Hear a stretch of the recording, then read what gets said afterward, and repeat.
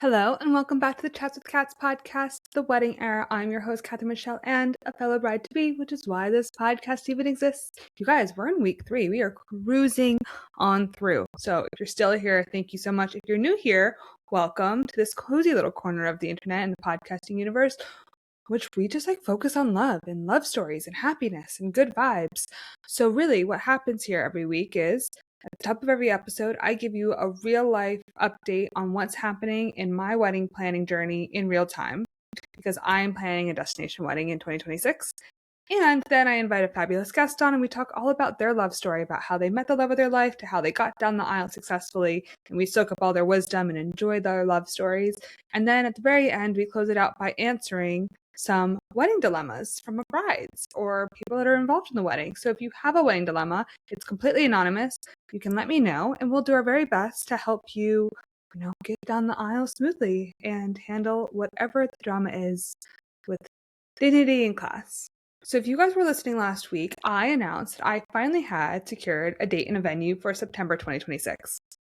I am sad to announce that that is no longer the case. We had to give up that venue for a couple of reasons. But you know what they say, that rejection is God's redirection. And I really, truly believe that in all aspects of my life, whether it's work or love or when I was dating or even this when I'm planning a wedding. So you know what? That original venue that we were going to get married at just wasn't for us. So if you are a bride to be and you're maybe overwhelmed with everything that's happening in your planning process, the biggest thing that I can suggest to you right now is to use ChatGPT. And to be honest, you probably already are. But if you're not running through all of your vendor contracts, etc., through ChatGPT, you're missing out. Those contracts are really wordy, and at least for me, I'm trying to get married in France. They're in French a lot of the time. They're just confusing. Run it through AI and ask AI if it has any red flags that it's noticing. In last week's episode, I was singing my wedding planner's praises, and she really, truly is the best. Julie, I adore you. Thank you so much for helping us through this entire thing. Now, once we decided to no longer go with the old venue and that we were going to have to start from scratch again, she was so understanding and was like, okay, I'm on it, and just was giving me options. The one thing is that I was so set on a Saturday date. And the reason I was set on a Saturday date was honestly kind of lame, because the reason I was set on a Saturday date is because I knew that people talk a lot of crap behind your back if your wedding's on any other day than a Saturday. They think you're being cheap. They think that you're being selfish. I would never judge anybody for having a wedding on any other day of the week. This is your day, and hopefully if people love you, they will make the effort to be there on whatever day it is that you decide to get married. That's convenient for you and the planner. From my experience in France, it is not a penny cheaper getting married on a Monday, Tuesday, Wednesday, Thursday, Friday than it is getting on a Saturday. So believe me, I'm not saving a nickel getting married, not on a Saturday. And I do just want to say, if you're someone that's snarky about what day the wedding is on, you probably have never gotten married before, because it is absolute hell planning a wedding, unless you happen to have a family property and you know where it's going to be. So my absolutely incredible wedding planner, Julie, gave us a whole plethora of options. And I said to her, it's time to open up that possibility that we get married on a Friday or a Sunday.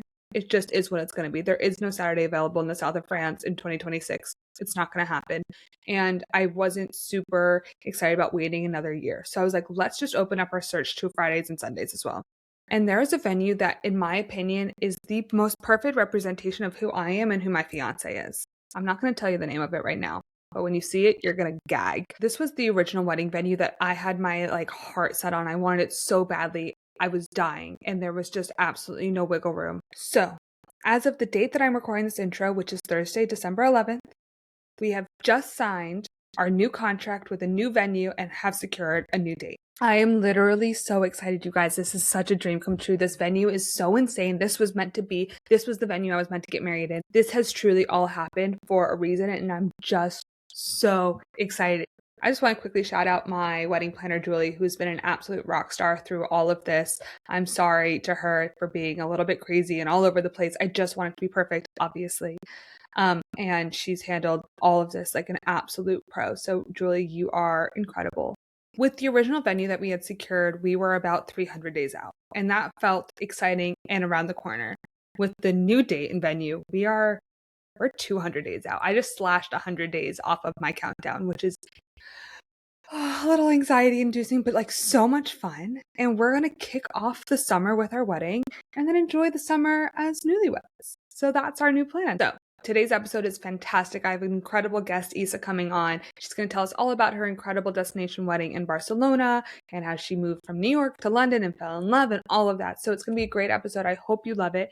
And of course, please watch on Spotify or on YouTube if you want to have the visual aids and see photos of her dress and the wedding, et cetera, et cetera. And just thank you so much for listening. Thank you so much. This has been such a dream. The feedback I've received has been fantastic. You guys, our streams are going through the roof. Well, not through the roof, but like there's like 100 of you guys listening, and that's so cool. And it's growing. So thank you. And I really hope you enjoyed this episode. So without further ado, I welcome Issa. Issa, I'm so excited you're here. For everyone listening, can you introduce yourself, who you are, what do you do, and give us a little glimpse into your life? Yeah, so my name is Issa. I moved from New York about a year ago with my now husband, and we just got married in October. We were engaged for about a year and a half, and we moved to London for work. His company opened an office here in central London. And then I used to work in fashion in a corporate job, but now I'm a full-time trainer. So I do mat Pilates, reformer Pilates, yoga sculpt, all the fitness things. You're from New York? No, so I'm actually originally from Utah, but I lived in New York for 5 years. Okay. And then that's where I met Luke. And then we moved to London about a year ago. So we've been only here for And is Luke also American? Yeah, he's from outside of Chicago, and then I'm from Salt Lake City. How did you and Luke meet? So we actually met on Hinge in 2020, right in the midst of COVID. I mean, I'm a Hinge girl. Yeah. Hinge bride as well. Same, guilty. But yeah, we met on Hinge 2020, like height of COVID, as you can remember. It was a very, very unique time to be in New York. So yeah, it was a weird time to be dating, but also a really beautiful, unique time in the world to meet each other. How long were you guys dating before you got engaged? We were dating, so we've been together for 5 years. We got engaged so this fall is our 5 year. We were engaged at 3 years, I want to say. And then year 4 is when we moved. Yes, we were engaged for about a year and a half. So I would say we got engaged around like 3.5 years. And then we're engaged for a year. And then this last fall was our 5th year being together. Congratulations. Yeah. I know that when I got engaged, everyone was asking me, did you know it was coming? Did you help with the ring? And I knew it was coming and I helped with the ring. I didn't know the day he was going to get down on a knee, but I knew it was in my future. It was happening. What about you? Did you know? Did you guys talk about it? Did you help ring shop? Yeah, so I knew what kind of ring I wanted because I don't know about you, but I was very much like, I have to look at this ring for the rest of my life. It's, like I'm very particular with the cut, the size, the clarity, everything that I wanted. And so I knew that I wanted to pick out my own ring. I always thought I'd never wanted to go with him. I always thought I was going to be, one of those girls that I was like, I'll just figure out. My friends will give him all the scoop and stuff. But I actually ended up going with him in New York. I think just because, I don't know, just towards the end, I was like, we've been together for 4 years. Like, I know I'm going to marry this guy. Yeah. It's less like, romanticized where I was like, I know he's going to propose to me, so I might as well just get the ring, make sure that it's something that I want. And he's just good with directions. He's like, just give me the directions and I'll make it happen. But when it happened, I did not know. Like, I knew it was going to happen within the spectrum of 6 months to a year because you have that conversation, right? Like, you're kind of like, what? Thank you. Yeah. People on TikTok thought I was crazy for having. I'm like, you guys, this is my life too. Yeah, no. We are building a life together. We have to have these conversations. I feel like for us, we have the overall conversation of okay, what is this year kind of going to bring? I think for us, we were in a very unique position because we had decided that we were moving to London months before we got engaged. So I had already committed to basically leaving my very stable job in New York, taking a really big jump to, leave a place that I'd been for 5 years. I have friends, community. I really love my job. So it was a much bigger conversation to have this conversation of okay, we are leaving the continent together. So it's kind of what is this looking for us in terms of, where we want to be in our relationship. And so I think I always knew that I was going to marry him. So I was never you have to propose to me before we move to London. I always just knew that we were going to get engaged at some point. And neither of us were overly stressed about the timeline. Like my parents, of course, were like, would really love to see you engaged before you leave the country with this man. They would like kind of crack jokes like that. But I knew that, you just know. So I think I knew it was going to happen within that year, give or take. We had the conversation at the beginning of 2024, and then I got engaged August 2024, like a month before we moved to London. Okay, so what was the proposal like? Tell me everything. So he lied to me and said we were going to dinner in, what's that one restaurant? Not the Boathouse in Central Park, the other one. Oh, Tavern on the Green. Yes, right in Central Park. So it was summer. We were leaving a month to leave for London. And I thought he had planned this like New York date because he knew I was sad about leaving New York. And so it was like we're having a New York like date on Saturday. I was like, oh, okay. Like, what are we doing? He's like, we're going to go to dinner at Central Park, all the things. Mind you, I had no idea I was getting engaged. Like, I thought for some reason I was going to get engaged when I moved to Europe. I don't know. I just was like, that feels a little bit more like just what would happen. So I went into this day genuinely just thinking we were going to have like a cute New York day. I thought he was doing it because I was like sad to leave New York. And so he was like, we're going to go, get dinner and drinks with my coworkers at Tavern on the Green, which was, I think, his ploy to make me like dress up because, Tavern on the Green is like a nice restaurant. So I was like, okay, I guess I can wear heels and a dress and whatnot. And so then we ended up going there, and I didn't really start to catch on that anything was happening. But what should have tipped me off is the fact that he offered to Uber us from Williamsburg to Central Park. And and you're like, we always take the subway. Yeah, but you know what? It was a really, really hot August day. And I remember thinking to myself, like, it's such a good idea, babe. I would love to Uber. So I have heels on, like, totally over my head. Yeah. No, you would have shown up drenched in sweat from being in the subway, walking. Your feet would have hurt before you even got to Tavern on the Green. He was so smart. Totally. These things, like, they came to me later, but in the moment, I just was like, oh, that's such a good idea. You're so right. We should Uber. So I'm happy over here. I'm wearing a dress. I'm wearing heels. We get to Central Park, and I'm like, ready to like get a drink before dinner. Like I thought we were meeting his coworkers. And so we get there, and he starts like walking us into the park. Oh, I feel like I should pause and say our very first date, our hinge date, was at Central Park, and he made margaritas for our first date. Because it was back in during COVID when you couldn't go to restaurants. So remember, everyone would just go to the park and drink.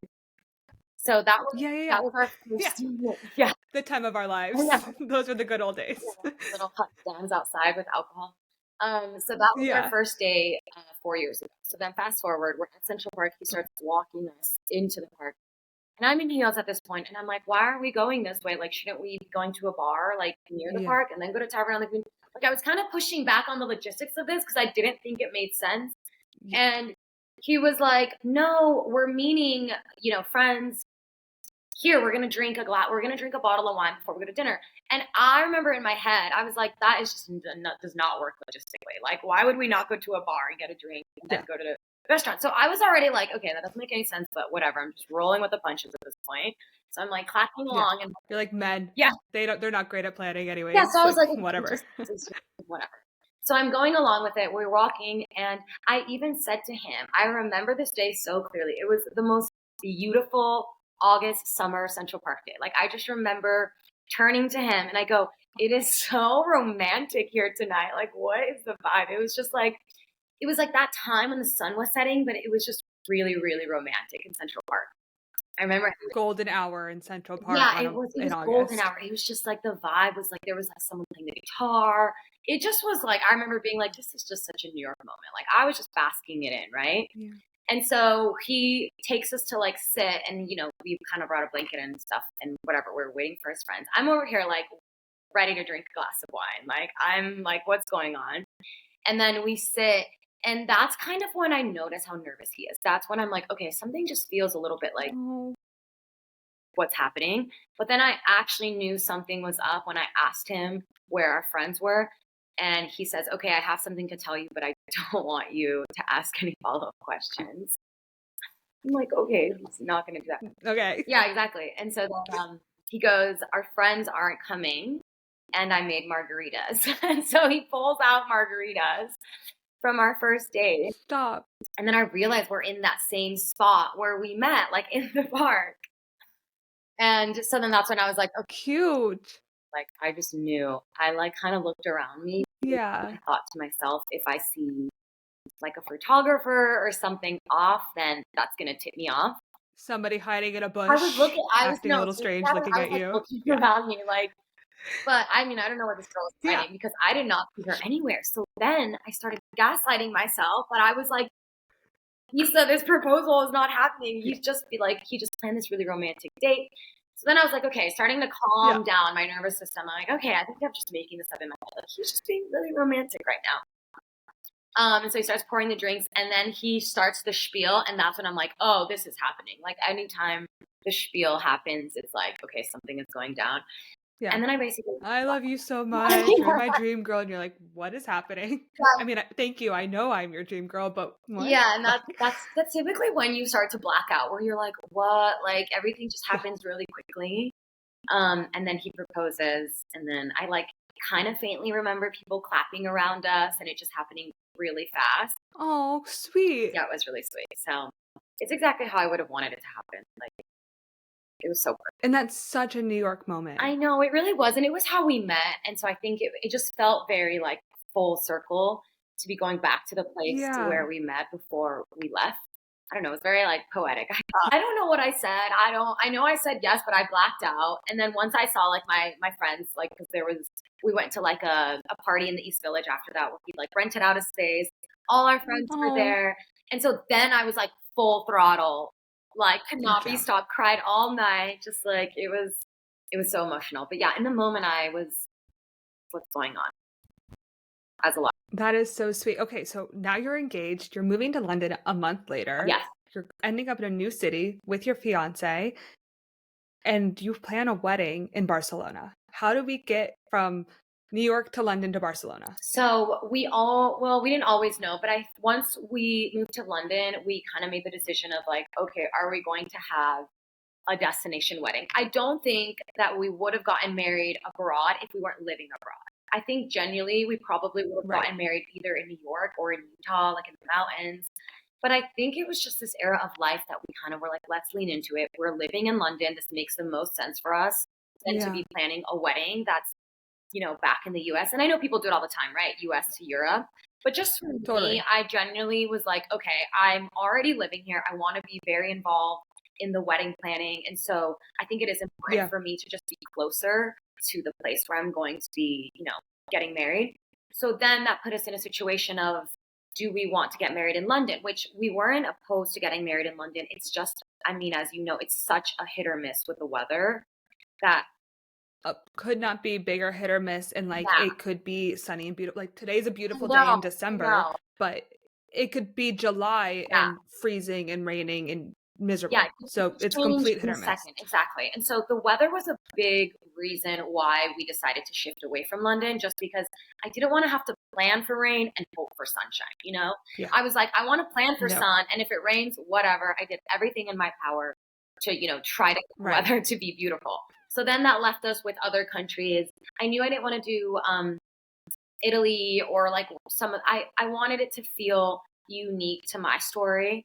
And my parents are from Mexico, so they speak Spanish. They speak English too, but their native language is Spanish. Yeah. So in my mind, I wanted it to be somewhere where they could speak the language. I don't know. It just felt a little bit, Spain just felt more like us. The food, the people, the weather. It's definitely one of my favorite places in the world. So it wasn't really that hard for me to be like, Spain is where we're getting married. I lived in Barcelona for a couple of months 3 years ago, and I love Barcelona so much. So when I saw your photos and found out that was where your wedding was, I was like, that's such a great city to get married in. Like a Spanish New York, which was amazing, but it's like your money goes so much farther, which is just because London is very expensive. London is like New York. And so I think you just have to prepare for that. And so in Spain, it was really nice because I genuinely feel like our money went way farther for what we would have ended up paying in the US / in London.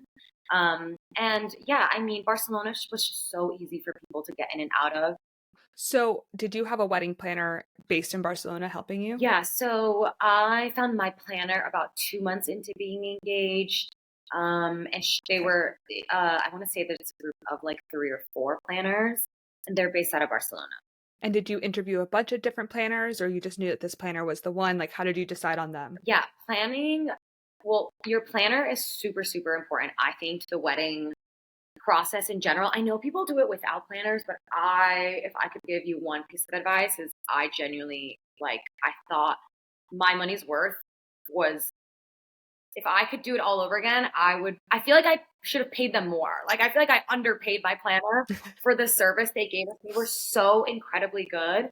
And I don't know, I just did a lot of research online to find them. And then when I found them, I know you can read their reviews, but I actually reached out to the brides on their Instagrams, and I started like stalking people that use them, because I wanted like a separate non-biased review that wasn't on the website. And so I think I reached out to like 5 or 6 brides, and I was like, hey, I'm considering, these planners, like, and I kind of prepared questions for them in regards to budget, all the things that like was really important for me. I like talked to these brides, and I heard nothing but amazing things. And so I pulled the trigger on them.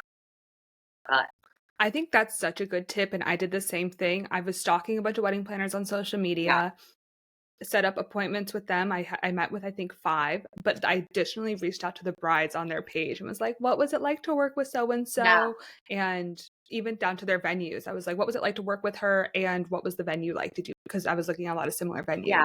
So DM those brides on social media. If you can find them, DM them, because they're happy to talk to you. They're like flattered that you're even reaching out. Yeah. So they're going to respond. No, I've even had people reaching out to me now on Instagram. So I think it's like, it's just kind of paying it forward. Like we all been there. We all have each other's back. But my planners completely changed like the planning process for me. That's so cool. So actually, you and I are you were in a similar position to where I am now. And I wonder how many people listening to this will relate to this. But even if they don't, it's kind of interesting. You're American, living in London, got married in Spain, in Europe. Yes. Legally, how did you guys get married? Did you guys have to go back to America and get married legally? Yeah. So we got married legally in the US like 2 weeks. My best friend got married 2 weeks before me. So I happened to be in the US then. And we were going to get married in New York, just to bring it back around, but I didn't have time to fly back to New York. Yeah. So my best friend got married in Park City. I ended up just getting the certificate legally, and then we did like our ceremony, and like my brother was the officiant in Europe and Spain with our friends and family. So like we exchanged the rings and we just did like the signing of the paper in the US, which is my understanding that you can do it online. I think I'm just old fashioned, and I wanted to like go to a courthouse and do it, but I think you can do it online in certain states. Because we're having this problem right now, because I'm American, my fiance is French, but we live in London, and the marriage needs to be legal in 3 different countries. Oh. And we're like, well, what do we do? What do you mean in 3? Do you mean because in France and in the US? So I think we have gotten some, in France, the US, and in London. It needs to be recognized in all 3 countries. And because we're probably going to move to France one day, and we currently live in London, and visa stuff. So like we need to make sure that it's all connected. Oh, yeah. But I think what we've learned from our lawyers is that it's actually going to be easiest for us to get our civil marriage in London, because that is recognized both in France and in America. So I also want to talk so much about your fashion, because your dress was so beautiful. Yeah. How many dresses did you try on? Where did you go shopping? Who did you bring with you?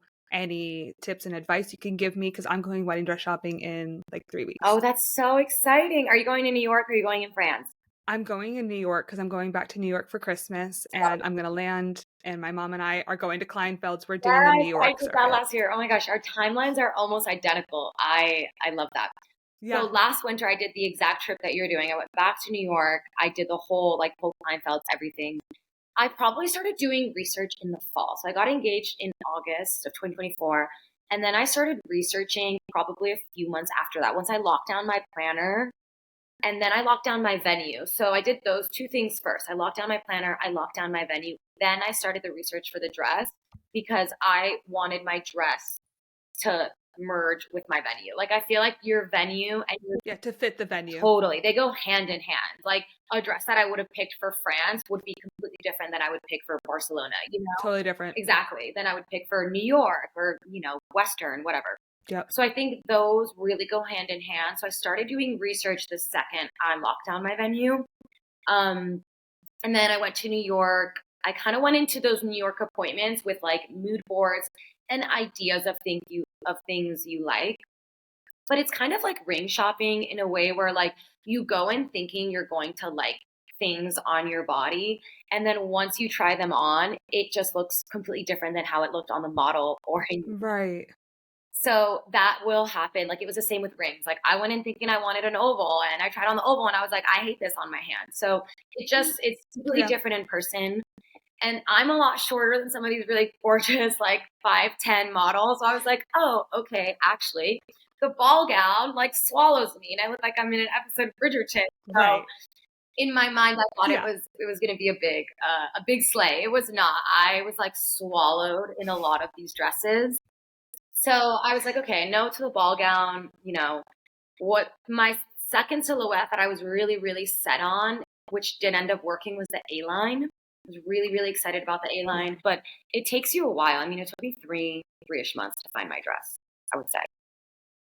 Wow. Okay. So three-ish months to find your dress. How many dresses do you think you tried on in total? Probably like 15 or 20. Ironically, the dress on my mood board ended up being my wedding dress.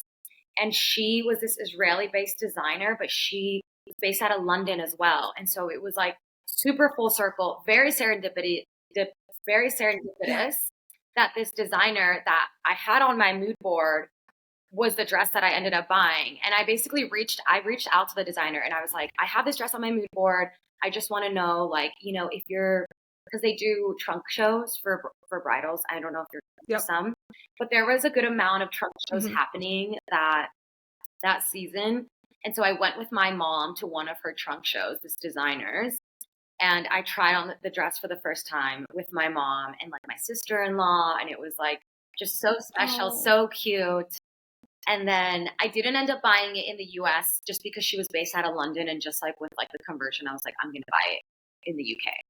And you live in London, so now all your fittings can be in London. Like, the dress is already here. It's just going to make everything more easy. No, it was like really full circle that she happened to be having a trunk show with that dress, but she was based out of London. So I got to try it on with my mom, but then I got to buy it here and like have all my fittings be here. That's so nice. I know, it was really magical. I'm really sad. I can never wear that dress again. I'm like actually pretty sad about it. And then you switched into a party dress. I did do a party dress. That one I researched for so long. I don't know why. I really did not find what I was looking for until maybe like 2 months before I got married. And I went with Rat and Boa. Love them. So in the first episode of the podcast, we were talking about when to switch into the party dress. At what point in the night did you switch? So I probably wore my first dress from like 2 p.m. to 11 p.m. And then, mind you, this is Spain. I know this is different in the US, but in Europe, our wedding didn't end until 4 a.m. in the morning. So I was in my second dress from like 11 to 4. I mean, probably 5 when I ended up going to bed. Did you have bridesmaids and groomsmen? I did. I did have bridesmaids, and I think Luke had 5 and I had 8. Yeah. We weren't even at all.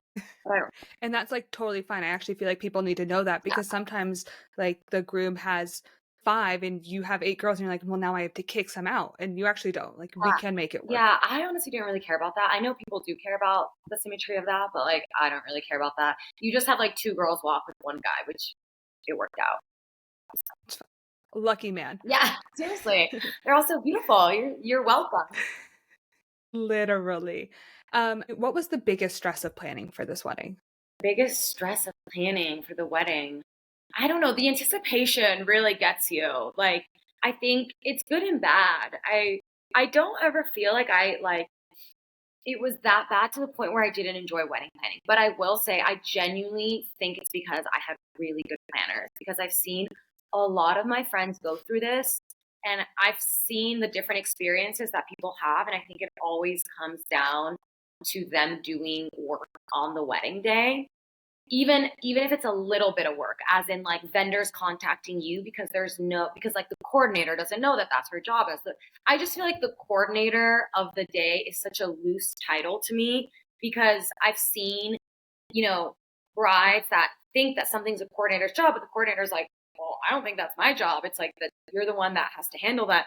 So then it just becomes this like tag of like, whose responsibility is it to do this? And it takes away from you being able to be present in the moment with your friends and family. And so for me, that never happened because my planners were so on top of it, and they had a day of coordinator. So there was like 4 people running the show on my wedding day, which actually I'll tell you a quick story just to kind of like give you an idea of the thing that went the most wrong on the wedding day is. Yeah. No, what was the biggest disaster of the wedding day? Oh my God. And actually, this is like a movie. If I could go back in time, I would not change it because this was truly like a rom-com. Like you couldn't make this up. I forgot my veil at the hotel. And so when I went to the venue 3 hours before the wedding to get ready, all the things, my veil wasn't with me. Now, the biggest advice I can say, which I didn't do, I think you're just so overwhelmed. Like I was with all my girlfriends, there's champagne, there's like, it's like screaming girls all around you. You're still a little hungover from the night before. So you're like, freshly showered, like trying to pack up all your stuff.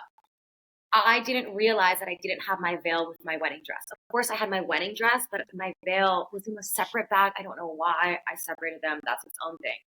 Anyways, I get to the venue. What I should have done, which I recommend brides do this, if your venue is far away from, the hotel. If you're getting ready at the venue, lay everything out and like have a checklist of what should be there. Because this would have never, even if I forgot my veil, it wouldn't have been an issue at all because I could have texted the groomsmen and my husband to be like, hey, I forgot my veil. Have one of the groomsmen just like drop it off at the room. But I think in the whirlwind of that day, and it truly is a whirlwind, I laid out my dress and I was like talking, like I was, you're in the middle of it. And I didn't realize my veil was missing. So I went to go put my dress on. My heart would have sunk. Oh my God. So the day was so perfect. You know what? Looking back on it, something needed to go wrong. Like the day was was running way too smoothly. Like just like it felt a little too magical where I was like, this is just it's truly like a movie.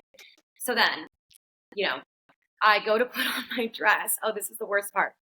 Not only did I forget my veil, in the same bag as my veil, I had my strap to strap in my dress because my dress is a corset. And so you have to string in the corset. So I didn't even have anything to hold my dress together. This is 20 minutes before I'm supposed to walk down the aisle. Oh my God. Guests are here. And I have full goosebumps right now. I have anxiety for you and it's already happened. I literally start going into like I haven't had one crash out all day. Honestly, all like bridal experience. And just like a movie, I was like, this is it. The crash out is happening. Like, I don't know, like, what is it? Like, literally, my bridesmaids were fanning me. Like, this was like a movie. I literally was like, I can't breathe. I need to sit down. My bridesmaids are like, it's okay. Champagne. We need more champagne. And I was like, I text my wedding planner, and in all caps, I have like a group text with my wedding planner and my husband. I go, emergency. I go, Claudia, emergency. Like, red code. Like, you have to come here. My bridesmaids run out, look for my planner.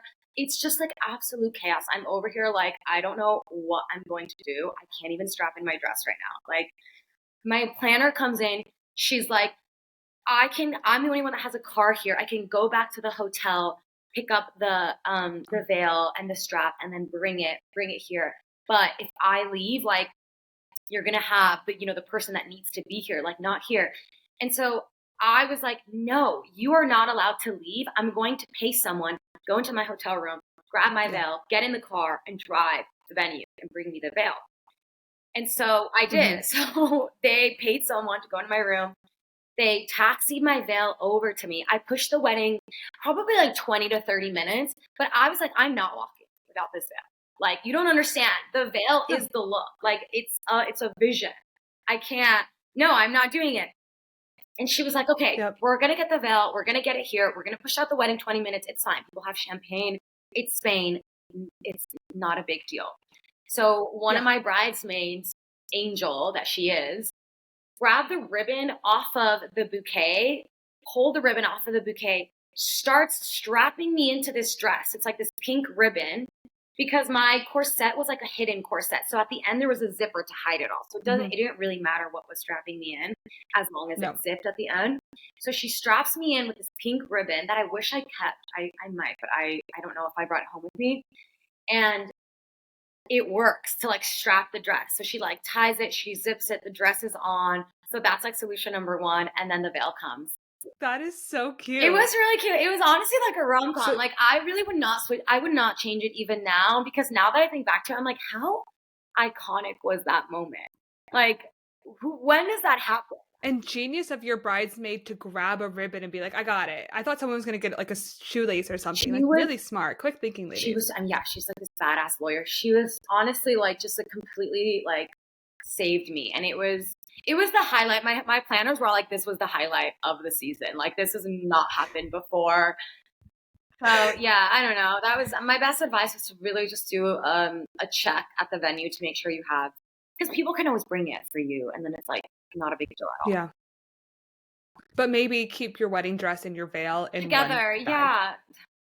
Seriously. Yeah. No, I can't believe that. Did you guys do a first look, or was when you walked down the aisle the first time he saw you? We did not do a first look. We just did aisle. Yeah. So that was the first time that he saw me. And what were your emotions? Because I'm a pretty anxious person by nature. Like, I just run anxious. I'm absolutely, like, even talking about it makes me anxious. Yeah. I'm so excited for my wedding, but the moment of hearing the music and seeing my groom down the aisle and then walking and doing that in front of 100 people is like very anxiety inducing. And I know I've done it to myself. Like, I've created this problem myself. I could have had a small wedding. I've decided not to. So how did you get down the aisle confidently, calmly? Any advice? Honestly, it's kind of like a movie where like you really just like there's no other feeling in the entire world than what you feel when you walk down the aisle and you do the ceremony. Like, truly, I think that was my favorite part of getting married.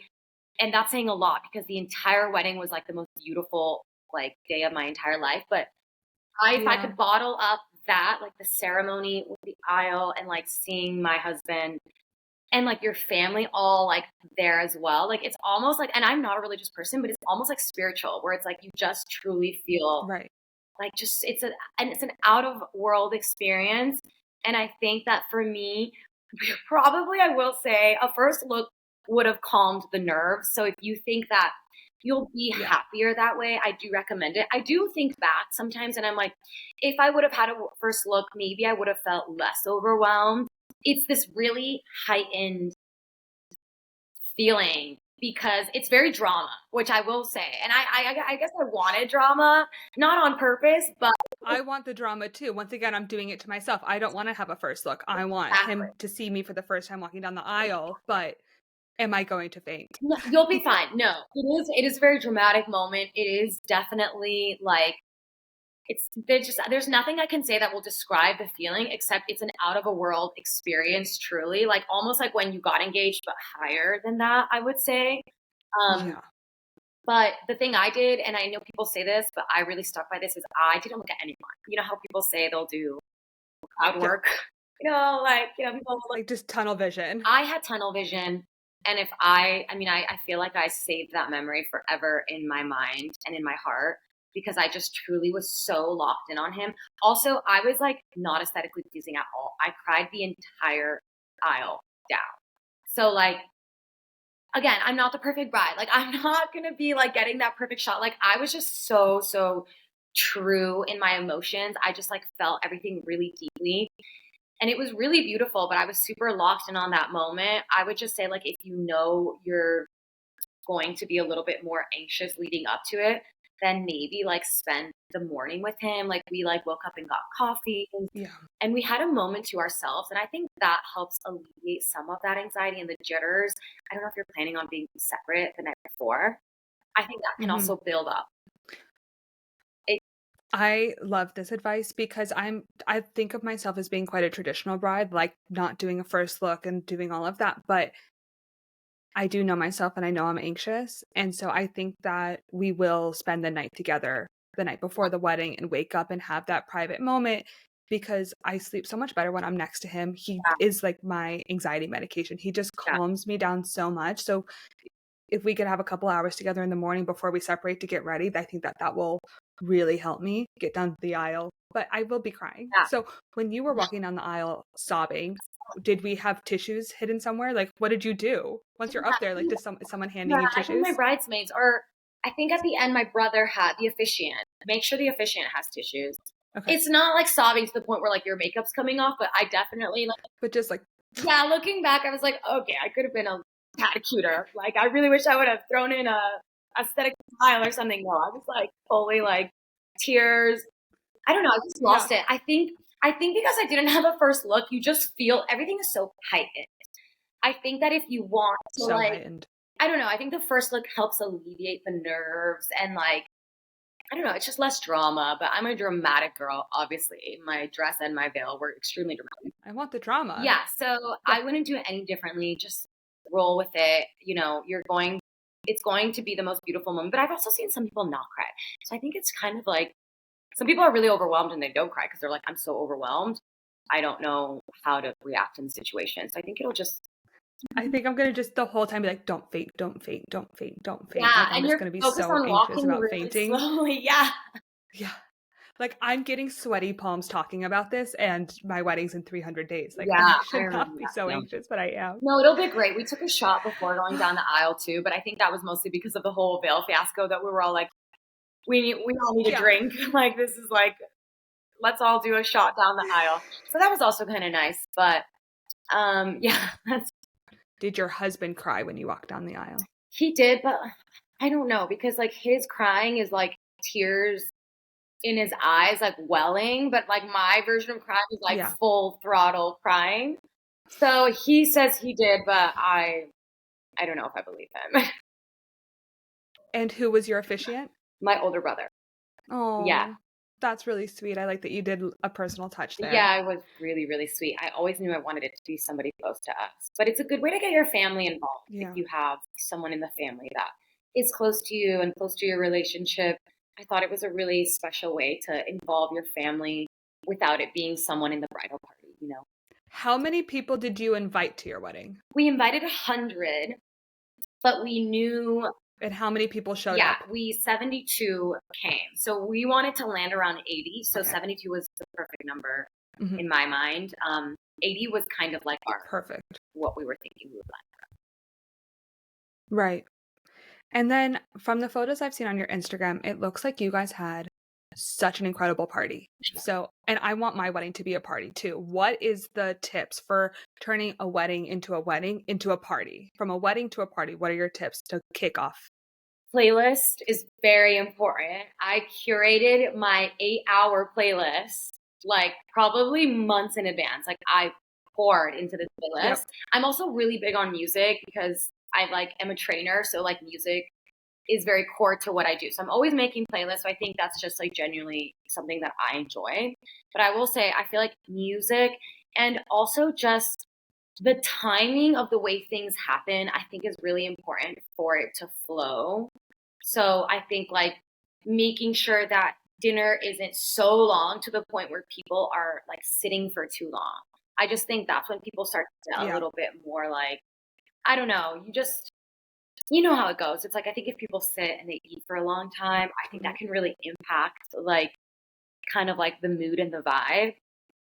The vibe. Exactly. And then also just like fun details. So like for ours, we had like, this is like pretty tried and true to our relationship, but like we love empanadas. And so we had like empanadas coming out like as the party was going for like, you know, as the night went on, like a midnight snack.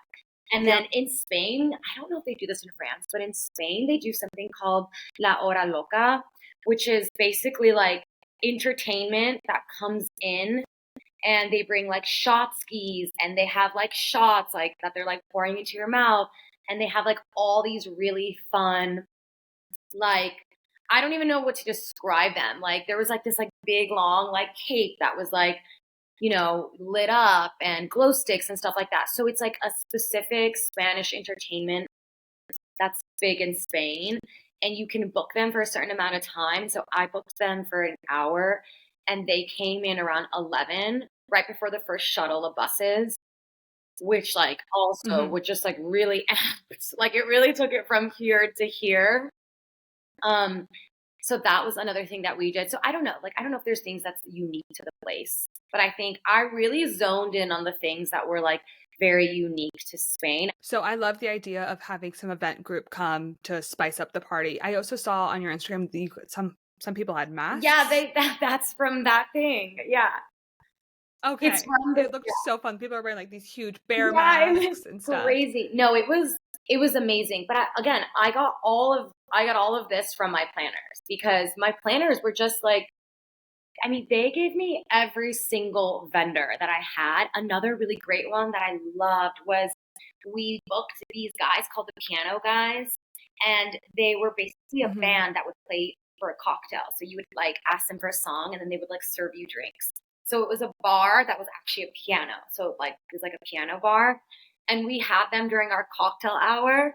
And it was just really fun. It was like all these really fun things like that, like you would normally get, right? You're normally going to go to a bar and get a drink, but I just wanted to add this layer. That's so cool. Yeah, just add this layer of making things really unique and fun.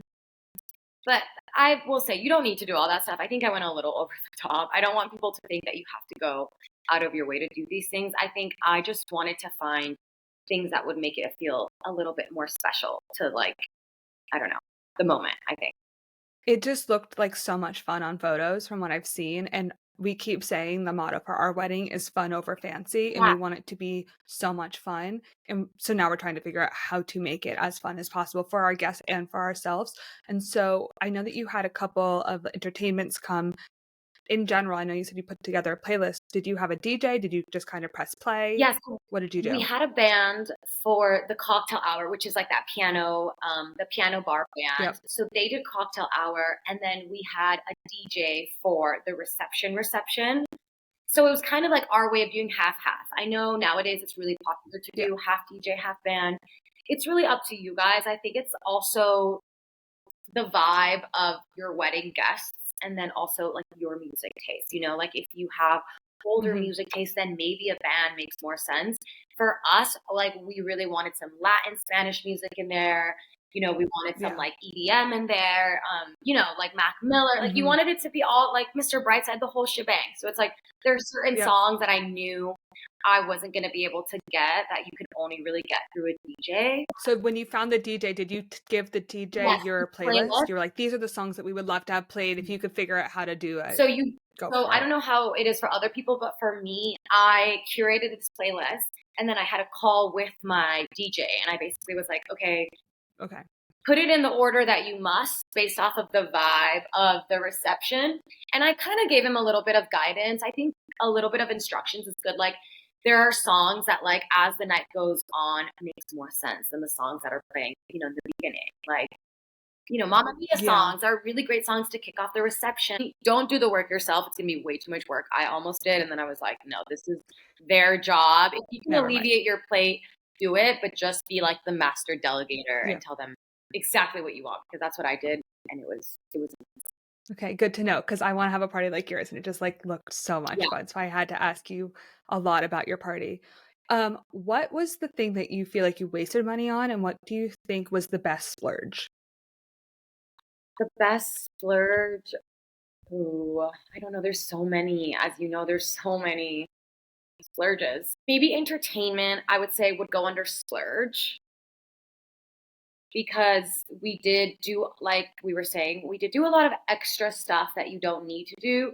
Granted, in Spain, again, like you can really get a lot for your money. So I also was kind of going off of like, well, this would cost way more in the US or this would cost way more in New York. You know, I was like, what's $500? You know, like that feels like a good thing for your buck. So I think I went a little bit over the top because genuinely I just could, because it was outside of Barcelona. But that was the splurge. We could have done everything that we did minus all of that, and it still would have been a gorgeous wedding.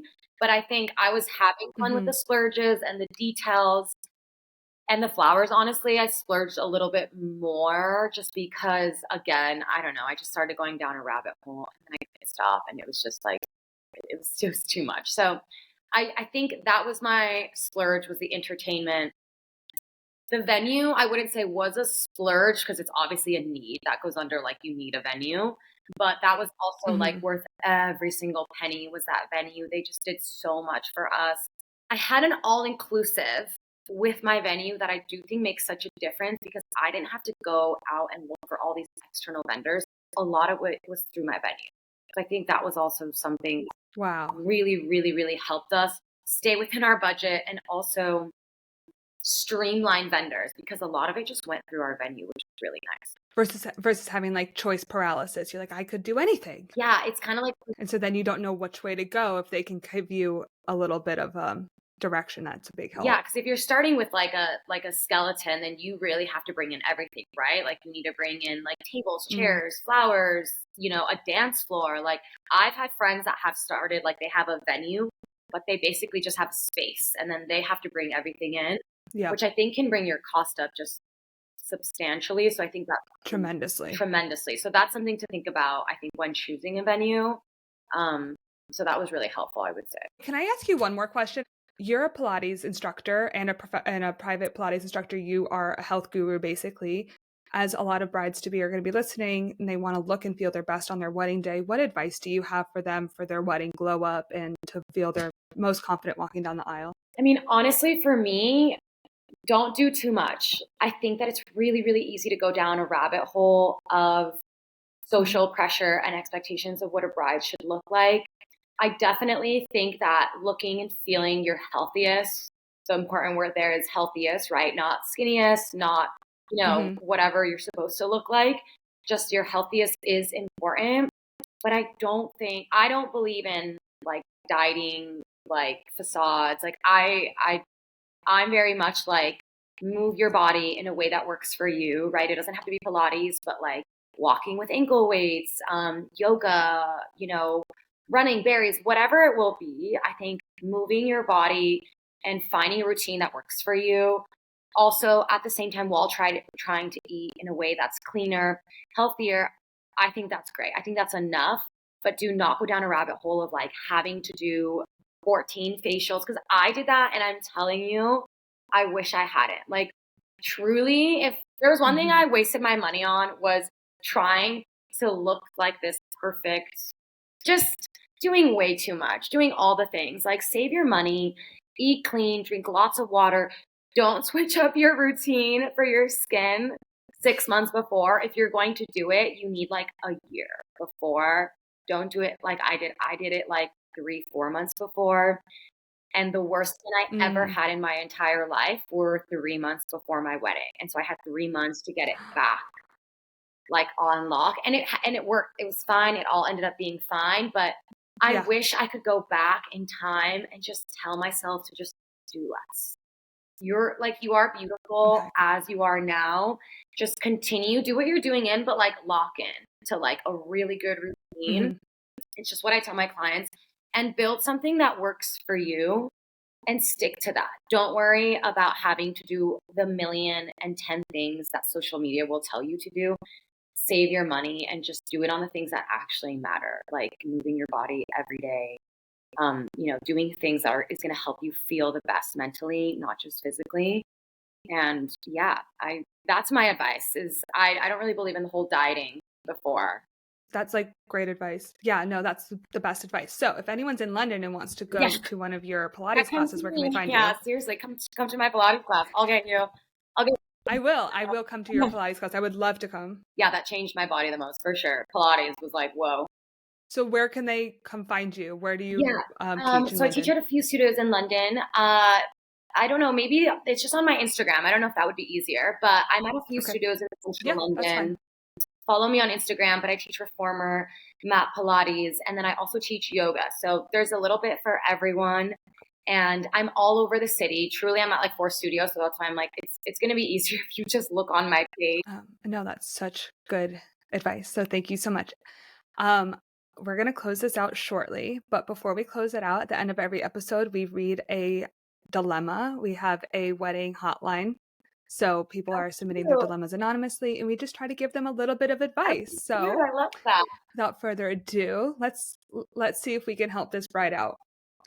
She said, my fiance and I want a destination wedding, but my sister says it's selfish because she can't afford to fly. She told me if we get married abroad, she won't come and doesn't. What do I do? Oh, that one's spicy. Oh my gosh. Okay. She's the sister. I wonder if she's the maid of honor. Mm-hmm. It's like, oh. She didn't say. I don't have that information. That's all I have. I mean, it's really bad, but I think the sister's in the wrong. I just feel like this isn't about you. But I do get that. Yeah. I mean, I get it because it's not an easy thing to ask people to travel. And we obviously had people that said no and couldn't come, which you have to budget for. I think if it was me, I don't know, I would probably offer to help in some way. Maybe Christmas is coming up or the holiday season, and I would,